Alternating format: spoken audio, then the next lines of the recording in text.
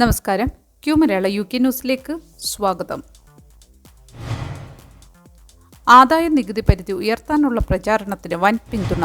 യുകെയിലെ personal income tax allowance 12,570 പൗണ്ടിൽ നിന്ന് 20,000 പൗണ്ടാക്കി ഉയർത്തണമെന്ന ആവശ്യവുമായി നടക്കുന്ന പ്രചാരണത്തിന് വൻ ജനപിന്തുണ. നവംബർ 26 നടക്കുന്ന ഓട്ടം ബജറ്റിൽ ചാൻസലർ റേച്ചൽ റീവ്സിന് ഈ വിഷയത്തിൽ കൂടുതൽ സമ്മർദ്ദം നേരിടേണ്ടി വരും. 2021 മുതൽ 12,570 പൗണ്ടിൽ സുസ്ഥിരമായി തുടരുന്ന ഈ പരിധി കാരണം ഫിസ്ക്കൽ ഡ്രാഗ് എന്ന പ്രതിഭാസത്തിലൂടെ നിരവധി സാധാരണ വരുമാനക്കാരെ നികുതിയുടെ പരിധിയിലേക്ക് കൊണ്ടുവരുന്നു. പണപ്പെരുപ്പവും ശമ്പള വർധനവും കണക്കിലെടുക്കുമ്പോൾ നികുതി പരിധി ഉയർത്തേണ്ടിയിരുന്നിട്ടും അത് അതേപടി തുടരുന്നതിനാൽ കൂടുതൽ ആളുകൾ നികുതി നൽകേണ്ടി വരുന്നു. പാർലമെന്റ് വെബ്സൈറ്റിലെ പുതിയ നിവേദനം ഇതിനകം 10,000 ഒപ്പുകൾ നേടിയിട്ടുണ്ട്. ഇതനുസരിച്ച് ട്രഷറി പ്രതികരിക്കാൻ ബാധ്യസ്ഥരാണ്. 1,00,000 ഒപ്പുകൾ ലഭിക്കുകയാണെങ്കിൽ ഈ വിഷയം പാർലമെന്റിൽ ചർച്ച ചെയ്യും. ഷാനൻ കീൻ ആരംഭിച്ച നിവേദനത്തിൽ വർദ്ധിച്ച വാടക, മോർഗേജ്, കൗൺസിൽ ടാക്സ്, ഊർജ്ജ ബില്ലുകൾ എന്നിവയുടെ ഭാരം ലഘൂകരിക്കാൻ ഈ മാറ്റം അത്യാവശ്യമാണെന്ന് ചൂണ്ടിക്കാണിക്കുന്നു. കുട്ടികളുള്ള കുടുംബങ്ങൾക്ക് കുട്ടികളുടെ സംരക്ഷണ ചെലവുകൾ കാരണം ജോലിക്ക് പോകാൻ പോലും ബുദ്ധിമുട്ടാണെന്നും ഇത് വരുമാനത്തെ ബാധിക്കുന്നുവെന്നും നിവേദനം പറയുന്നു. നേരത്തെ നടന്ന സമാനമായ ഒരു പ്രചാരണത്തിന് 2,81,792 ഒപ്പുകൾ ലഭിക്കുകയും ഇത് പാർലമെന്റ് ചർച്ചയ്ക്ക് കാരണമാവുകയും ചെയ്തിരുന്നു. ട്രഷറിയുടെ കണക്കുകൾ പ്രകാരം നികുതി പരിധി 20,000 പൗണ്ടായി ഉയർത്തുന്നതിന് ഏകദേശം 50 ബില്യൺ പൗണ്ട് ചിലവ് വരും. ബോൺഫയർ നൈറ്റ് ആഘോഷങ്ങൾക്ക് മുന്നറിയിപ്പ്. വരാനിരിക്കുന്ന ബോൺഫയർ നൈറ്റ് ആഘോഷങ്ങളുടെ ഭാഗമായി സാധാരണ തെറ്റുകൾ ചെയ്യുന്ന ഡ്രൈവർമാർക്ക് 1,000 പൗണ്ട് വരെ പിഴയും 6 പെനാൽറ്റി പോയിന്റുകളും ലഭിക്കുമെന്ന് മുന്നറിയിപ്പ്. പൊതുവെ ആഘോഷങ്ങൾ നടക്കുന്ന വാരാന്ത്യത്തിൽ, പ്രത്യേകിച്ച് വെള്ളിയാഴ്ചയും ശനിയാഴ്ചയും രാത്രി ഫയർവർക്സ് പ്രദർശനങ്ങൾ കാരണം റോഡ് അപകടങ്ങൾ വർദ്ധിക്കാൻ സാധ്യതയുണ്ട്. എനിക്കാറിൻ്റെ technical services head Richard Evans പറയുന്നതനുസരിച്ച് ഫയർവർക്സ് കരിമരുന്നുകൾ റോഡരികിൽ ചിതറിത്തെറിച്ച് വിൻഡ്സ്ക്രീനിലോ മിററിലോ പതിച്ചാൽ അത് ഡ്രൈവർമാരുടെ കാഴ്ചയെ തടസ്സപ്പെടുത്തും. ഇത്തരം സാഹചര്യങ്ങളിൽ വാഹനം റോഡിൽ ഓടിക്കാൻ യോഗ്യമല്ലാതാവുകയും 1,000 പൗണ്ട് വരെ പിഴ ലഭിക്കുകയും ചെയ്യാം. പൊതുപരിപാടികളിലോ സ്വകാര്യ ആഘോഷങ്ങളിലോ ആയാലും ഈ നിയമം ബാധകമാണ്. ലേബർ ഗവൺമെൻറ്റിൻ്റെ fireworks be safe not sorry എന്ന പ്രചാരണത്തിൻ്റെ ഭാഗമായി ഫയർവർക്സ് ഡിസ്പ്ലേ സോണുകളിൽ നിന്ന് കുറഞ്ഞത് 100/50 മീറ്റർ അകലം പാലിക്കാൻ നിർദ്ദേശിക്കുന്നു. കരിമരുന്നുകൾ വാഹനത്തിൽ പതിക്കുന്നത് തടയാൻ വിൻഡോകൾ മൂടി സൂക്ഷിക്കുന്നത് നല്ലതാണെന്ന് ഇവാൻസ് കൂട്ടിച്ചേർത്തു. ബോൺഫയർ നൈറ്റിന് മിഡ്നൈറ്റ് മുതൽ പുലർച്ചെ 7 മണി വരെ ഫയർവർക്സ് ഉപയോഗിക്കാൻ അനുമതിയുണ്ട്. പുതുവത്സരം, ദീപാവലി, ചൈനീസ് പുതുവത്സരം എന്നിവയിൽ പുലർച്ചെ 1 മണി മുതൽ രാവിലെ 7 മണി വരെയാണ് സമയം അനുവദിച്ചിരിക്കുന്നത്. ഡോക്ടർ സമരവും ഫ്ലൂ വ്യാപനവും NHSന് വലിയ വെല്ലുവിളിയാക്കുമെന്ന് മുന്നറിയിപ്പ്. ജൂനിയർ ഡോക്ടർമാരുടെ 5 ദിവസത്തെ സമരം ആരംഭിക്കാനിരിക്കെ ഫ്ലൂ രോഗികളുടെ വർധനവ് നാഷണൽ ഹെൽത്ത് സർവീസിന് താങ്ങാനാവാത്ത പ്രതിസന്ധി സൃഷ്ടിച്ചേക്കുമെന്ന് NHS England chief executive sir Jim Mackey മുന്നറിയിപ്പ് നൽകി. നവംബർ 14 മുതൽ ആരംഭിക്കുന്ന സമരത്തിന് ശേഷം ഫ്ലൂ കേസുകളിൽ വലിയ വർധനവുണ്ടാകുമെന്നാണ് പ്രവചനം. കഴിഞ്ഞ ഒരാഴ്ചയ്ക്കിടെ ഫ്ലൂ ബാധിച്ച് ആശുപത്രികളിൽ പ്രവേശിപ്പിക്കപ്പെടുന്നവരുടെ എണ്ണത്തിൽ 60% വർധനവുണ്ടായിട്ടുണ്ട്. 1,00,000 പേരിൽ 3.8 പേർക്ക് രോഗം സ്ഥിരീകരിച്ചു. പ്രത്യേകിച്ച് 85 വയസ്സിന് മുകളിലുള്ളവരിൽ കഴിഞ്ഞ വർഷത്തേക്കാൾ 3 ഇരട്ടി രോഗികൾ റിപ്പോർട്ട് ചെയ്യപ്പെടുന്നു. ഓസ്ട്രേലിയയിൽ റെക്കോർഡ് ഭേദിച്ച ഫ്ലൂ സീസൺ യുകെയിലും ആവർത്തിക്കുമോ എന്ന ആശങ്കയും നിലവിലുണ്ട്. സമരം കഴിഞ്ഞ് സേവനങ്ങൾ പുനഃസ്ഥാപിക്കുന്ന സമയത്ത് ഫ്ലൂ രോഗികളുടെ എണ്ണം വർദ്ധിക്കുന്നത് വലിയ അപകടമാണെന്ന് മാക്കി പറഞ്ഞു. UKHSAയുടെ കണക്കുകൾ പ്രകാരം കഴിഞ്ഞ ശൈത്യകാലത്ത് 7,757 പേർ ഫ്ലൂ ബാധിച്ച് മരിച്ചിരുന്നു. ഈ വർഷം ഇത് ആയിരക്കണക്കിന് മരണങ്ങളിലേക്ക് എത്തുമെന്നാണ് പ്രതീക്ഷിക്കുന്നത്. NHS ഇതിനോടകം 2.4 ദശലക്ഷം വാക്സിനേഷൻ സ്ലോട്ടുകൾ ലഭ്യമാക്കിയിട്ടുണ്ട്.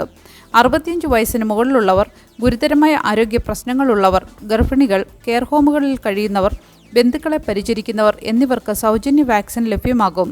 ഫ്ലൂ വാക്സിൻ എടുക്കുന്നത് 14 ദിവസത്തിനുള്ളിൽ രോഗത്തിനെതിരെ പ്രതിരോധം നൽകും. UKHSAയിലെ ഡോക്ടർ സൂസന്ന മാക്ഡൊണാൾഡ് ഓർമ്മിപ്പിച്ചു. ഈസ്റ്റ് ലണ്ടനിൽ ഡബിൾ ഡെക്കർ ബസ് കടയിലേക്ക് ഇടിച്ചുകയറി ഒരാൾക്ക് പരിക്ക്. ഈസ്റ്റ് ലണ്ടനിലെ മാനർ പാർക്ക് സ്റ്റേഷന് സമീപം സ്റ്റേഷൻ റോഡിൽ ട്രാഫിക് സിഗ്നൽ തെറ്റിച്ച ഒരു ഡബിൾ ഡെക്കർ ബസ് സമീപത്തെ കടയിലേക്ക് ഇടിച്ചുകയറി. രാവിലെ ഏകദേശം 9 മണിയോടെയാണ് സംഭവം നടന്നത്.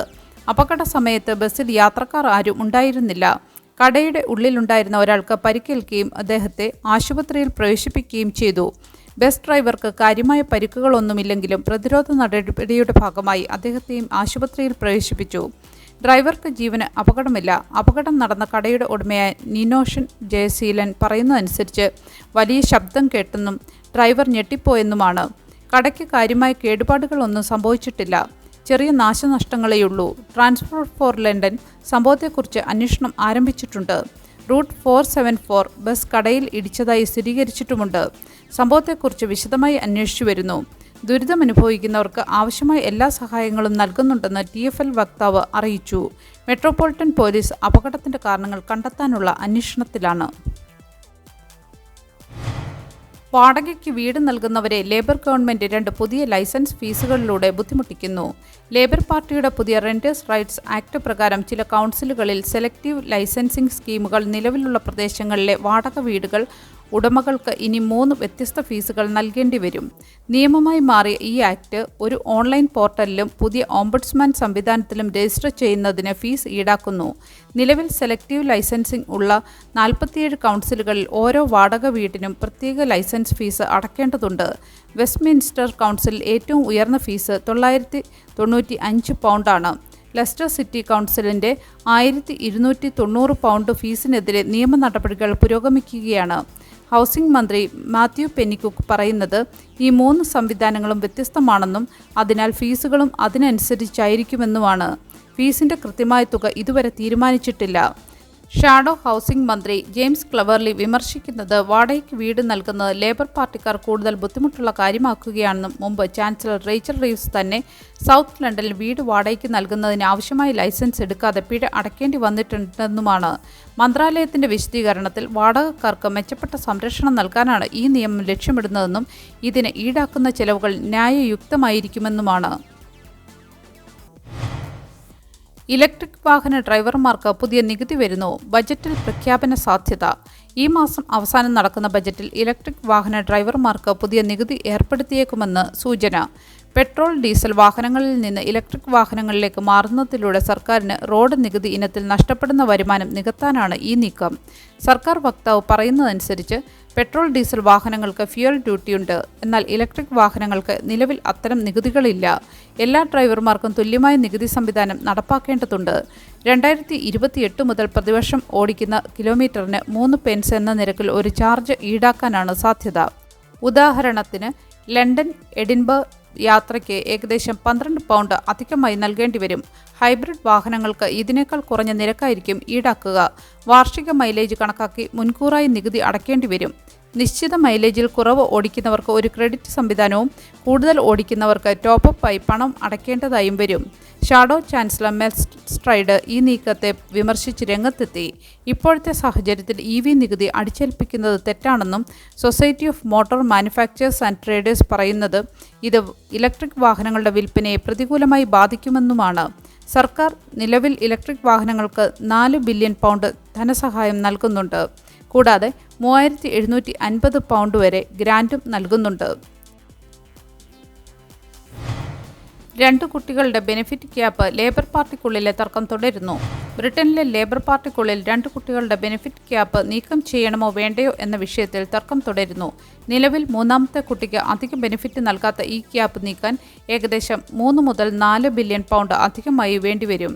ഈ ക്യാപ്പ് ദരിദ്രരെ കൂടുതൽ ബാധിക്കുമെന്നും അത് നീക്കം ചെയ്യണമെന്നും ഒരു വിഭാഗം വാദിക്കുന്നു. വെൽഫെയർ ബില്ലിൽ ഇത് വലിയ വർധനവുണ്ടാക്കുമെന്നും അത് നിലനിർത്തണമെന്നും മറ്റൊരു കൂട്ടർ പറയുന്നു. ഇൻസ്റ്റിറ്റ്യൂട്ട് ഫോർ ഫിസിക്കൽ സ്റ്റഡീസ് അനുസരിച്ച് 3 കുട്ടികൾക്ക് 2.6 ബില്യൺ പൗണ്ട് അധികവും ടേപ്പേർഡ് സിസ്റ്റത്തിന് 1.8 ബില്യൺ പൗണ്ട് അധികവും ചിലവ് വരും. ക്യാപ്പ് നിലനിർത്തുകയും ഡിസേബിൾഡ് കുട്ടികൾക്ക് ഇതിൽ നിന്ന് ഒഴിവാക്കുകയും ഗാംബ്ലിംഗ് ടാക്സ് വർദ്ധിപ്പിച്ച് ചൈൽഡ് പോവർട്ടി കുറയ്ക്കുകയും ചെയ്യാമെന്ന് ഡേവിഡ് ബ്ലങ്കറ്റ് നിർദ്ദേശിക്കുന്നു. ഈ വിഷയത്തിൽ നടന്ന YouGov പോളിൽ 59% ആളുകൾ ക്യാപ്പ് നിലനിർത്തണമെന്ന് പറഞ്ഞപ്പോൾ 26% ആളുകൾ അത് നീക്കം ചെയ്യണമെന്ന് അഭിപ്രായപ്പെട്ടു. വരാനിരിക്കുന്ന ബജറ്റിൽ ചാൻസലർ റേച്ചൽ റീവ്സ് ഈ വിഷയത്തിൽ അന്തിമ തീരുമാനമെടുക്കും. ചൈൽഡ് പോവർട്ടി കുറയ്ക്കുക എന്നത് ധാർമ്മിക ദൗത്യമാണെന്ന് എഡ്യൂക്കേഷൻ സെക്രട്ടറി ബ്രിജിറ്റ് ഫിലിപ്സൺ പറഞ്ഞു. ടാക്സ് വർധനവ്, പോളിംഗ് ഇടിവ് തുടങ്ങിയ വിഷയങ്ങൾ ലേബറിന് ഈ ഘട്ടത്തിൽ ഒരു വെല്ലുവിളിയാണ്.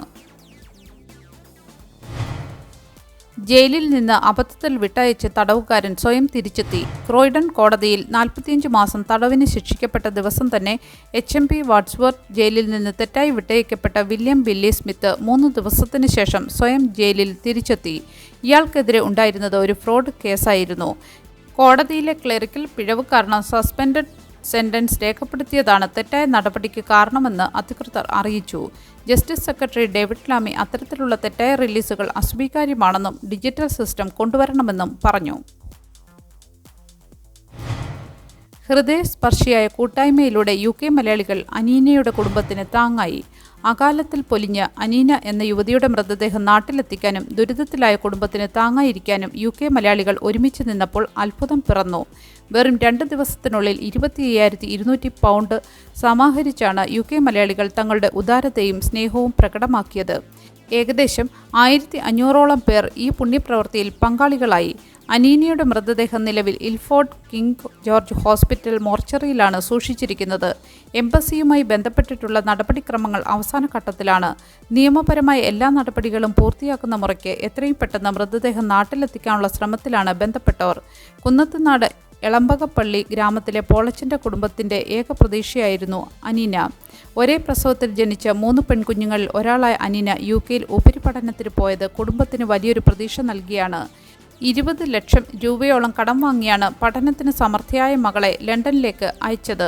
ഓട്ടോറിക്ഷ ഓടിച്ചു കിട്ടുന്ന വരുമാനത്തെ ആശ്രയിക്കുന്ന കുടുംബത്തിന് ഈ ദുരിതകാലം അതിജീവിക്കാൻ വലിയ പ്രയാസമായിരിക്കും.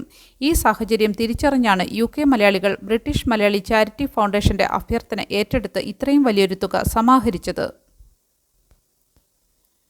നല്ലൊരു ദിവസം ആശംസിച്ചുകൊണ്ട് ഈ വാർത്താ ബുള്ളറ്റിൻ ഇവിടെ പൂർണ്ണമാകുന്നു. എല്ലാ ദിവസവും Q മലയാളം UK ന്യൂസിൽ നിന്നുള്ള ഏറ്റവും പുതിയ വാർത്തകൾക്കായി കാത്തിരിക്കുക. നോട്ടിഫിക്കേഷനുകൾ ലഭിക്കുന്നതിന് ബെല്ലൈക്കൺ എനേബിൾ ചെയ്യണമെന്നും ഫേസ്ബുക്ക്, ഇൻസ്റ്റാഗ്രാം, യൂട്യൂബ് എന്നിവയിലൂടെ Q മലയാളം UK ന്യൂസിനെ ഫോളോ ചെയ്യണമെന്നും അഭ്യർത്ഥിക്കുന്നു.